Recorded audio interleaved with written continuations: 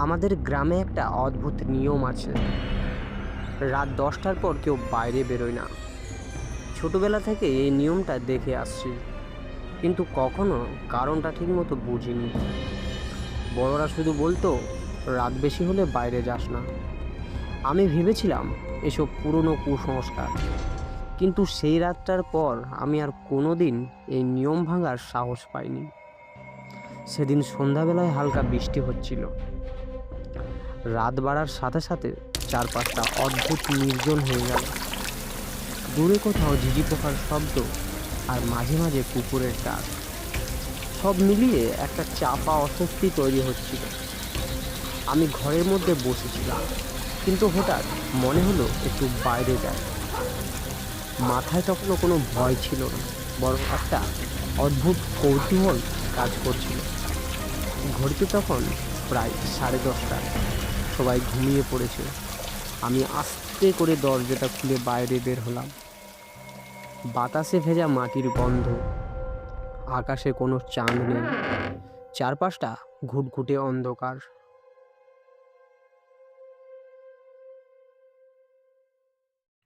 মোবাইলের টর্চটা জ্বালিয়ে ধীরে ধীরে হাঁটতে শুরু করলাম।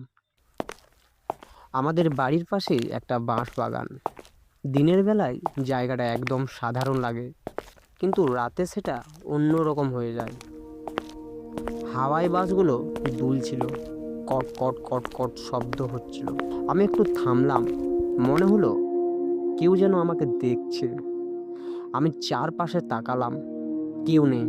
নিজের মনকে বোঝালাম ভয় পাওয়ার কিছুই নেই।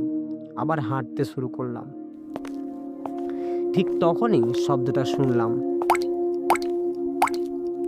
শব্দটা খুব হালকা কিন্তু স্পষ্ট। মনে হলো কেউ যেন ছোট ছোট পায়ে হাঁটছে। আমি থেমে গেলাম। শব্দটাও থেমে গেল। আবার হাঁটলাম, আবার সে শব্দ। এবার আমার ভেতরে অস্বস্তিটা বাড়তে লাগলো। আমি ধীরে ধীরে পেছনে তাকালাম। অন্ধকার ছাড়া কিছুই দেখা গেল না। টর্চের আলো ঘুরিয়ে দেখলাম কোথাও কিছু নেই। আমি নিজেকে বোঝাতে চেষ্টা করলাম হয়তো কোনো পশু হবে, কিন্তু মনের ভেতর একটা অদ্ভুত চাপা ভয় জমতে শুরু করেছিল। আমি হাঁটার গতি বাড়ালাম। শব্দটা যেন আমার সাথে সাথে বাড়তে লাগলো। এবার মনে হচ্ছিল একদম আমার পেছনে আছে। আমি হঠাৎ ঘুরে দাঁড়ালাম। টর্চের আলো পড়তেই কিছু একটা নড়ে উঠল। আমি ভালো করে তাকালাম। প্রথমে বুঝতে পারিনি আমি কি দেখছি। তারপর দেখলাম একটা ছোট ছায়া, খুব নিচু, মাটির কাছাকাছি। ধীরে ধীরে স্পষ্ট হতে লাগলো। ওটা একটা মানুষ দৃশ্য কিছু, কিন্তু মানুষের মতো নয়। 1.5 ফুটের বেশি লম্বা না, পুরো শরীর কালো, যেন পোড়া কাঠের মতো। হাত পা সরু সরু, অস্বাভাবিক মতন লম্বা, আর চোখ দুটো লাল, জল জল করছে।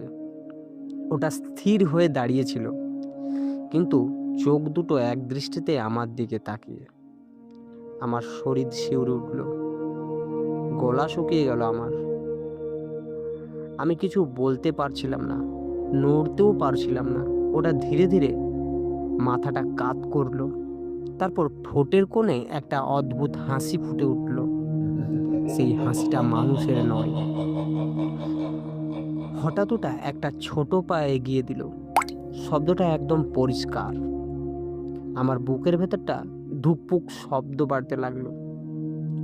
আমি পৌঁছাতে চাইলাম, কিন্তু পা যেন কোনো কাজ করছিল না। ওটা আবার এগিয়ে এলো। এবার ওটা আরও কাছে। আমি তার নিঃশ্বাসের মতো একটা ঠান্ডা বাতাস অনুভব করলাম।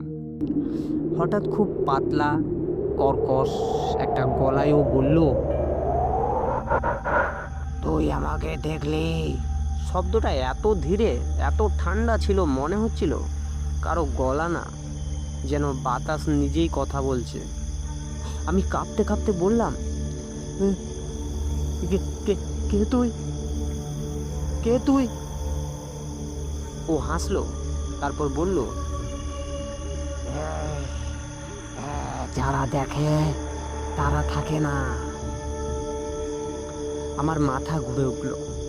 আমি দৌড়ে পালাতে চাইলাম, কিন্তু শরীর যেন কোনো শুনছিল না। ওটা এক লাফে আমার একদম সামনে চলে এলো।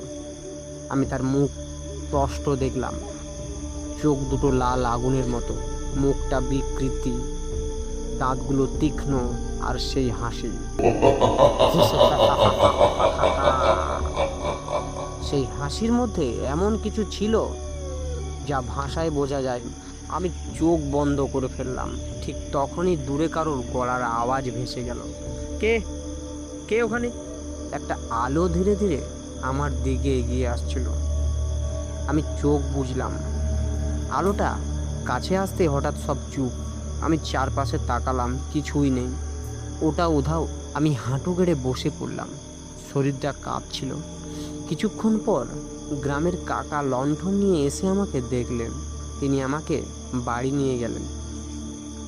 সেদিন রাতটা আমি প্রায় জেগেই কাটালাম। পরদিন সকালে দাদুকে সব বললাম। তিনি অনেকক্ষণ চুপ করে রইলেন, তারপর বললেন, সবাই দেখে না, যারা যারা দেখে তারা সব সময় বাঁচেও না। আমি জিজ্ঞাসা করলাম, ওটা কি? দাদু ধীরে বললেন, অনেক বছর আগে ওই বাঁশ বাগানে একটা ছোট ছেলে মারা গিয়েছিল। কেউ বলে তাকে মেরে ফেলা হয়েছিল, তার আত্মায় নাকি ঘুরে বেড়ায়। এরপর থেকে আমি আর কোনোদিন রাতে বের হয়নি। কিন্তু ঘটনাটা এখানে শেষ নয়।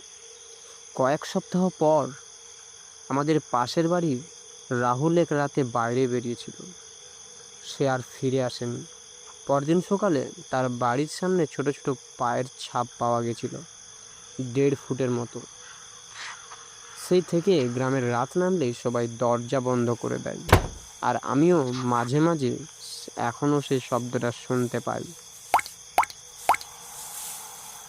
মনে হয় ও এখনো কাছেই আছে, অন্ধকারের মধ্যে দাঁড়িয়ে, চুপচাপ অপেক্ষা করছে, হয়তো আবার কারোর জন্য। যে এই গল্পটা শুনছে হয়তো তারও জন্য। নমস্কার বন্ধুরা, গল্পটা ভালো লাগলে অবশ্যই লাইক শেয়ার করবেন। আর আপনারা যারা যারা গ্রামের মধ্যে থাকেন তারা অবশ্যই জানবেন যে 1.5 ফুটিয়া জিনিসটা কি। 1.5 ফুটিয়া হলো একটা অদ্ভুত, একটা ভয়ানক জীব। সে 1.5 ফুটের বেশি লম্বা হয় না, কিন্তু ও মানুষকে ভয়ও দেখায় না, কিন্তু শুধু চুরি করে। ওর বাড়িতে টাকা পয়সা ধন সম্পত্তি সব কিছু চুরি করে। এটা 2 ধরনের হয়, একটা ইন্টারন্যাশনাল, একটা গ্রামের। তো বেশিরভাগ গ্রামগঞ্জে এগুলো ঘটে থাকে। যারা যারা এই গল্পটা শুনবেন তারা তারা এই ঘটনাটি বুঝতে পারবেন।